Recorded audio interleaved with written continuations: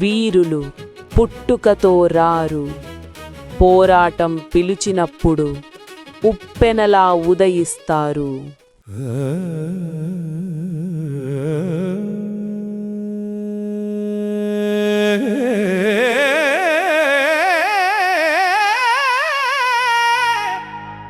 గగనాన తిరిగెతి ముసలి గరుదరజు, అరిగిపోయిన రెక్కల బంగారు కాంతి, దత్తమైన దవిలో హాకారం,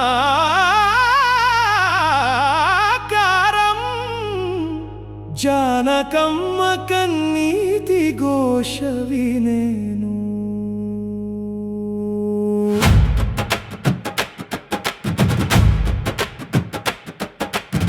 ఆ కుమారులు పుట్టక ముందే సాక్షి తదు, సూర్యదేవుని తోద బుత్తిన వేగు చుక్క, కిరాతక రక్కసుడు సీతను బంధించగా, చూసినాదు ఆ కన్నుల పుణ్య ఫలము, పిడుగులాగా ఉరికినాదు రాధము మీద.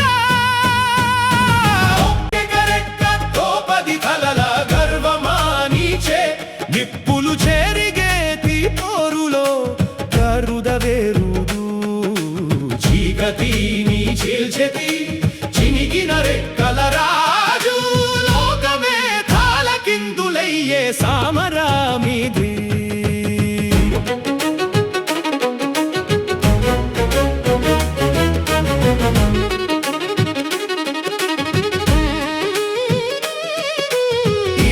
చేతుల ఇను పావాన కురిసేను, ఆలాసినాగలేదు ఆ పక్షి ప్రాణం, మాయావి రావణుని కత్తివేతుకు రెక్క తెగి కోలెను నేల కోలిన కొందలాగా.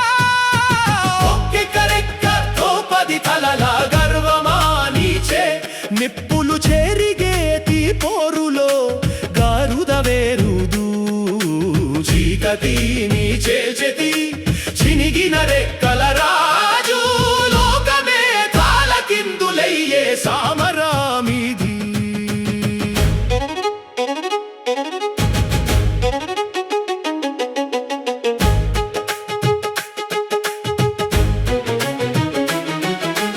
ఎడవలేదు ఆ కన్నులు మూయాలేదు, దక్షిణాన తరలిపోయే సీతను చూసేను, రామునికి తెలుపుము ఏ చీకటి జాదను, ఆపలేకపోయిన పోరాది ప్రాణమిచ్చెను. ఒక్కొక్క రెక్క తోపది తలల గర్వమానచేను, నిప్పులు చెరిగేతి పోరులో పోరాడెను, చీకటిని చెల్చిన ఆ చినిగిన రెక్కల రాజు, అతని పాదనమున లోకమే మాలుపు తీరిగెను.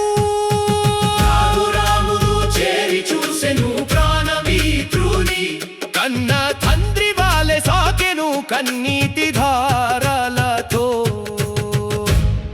జై శ్రీరామ.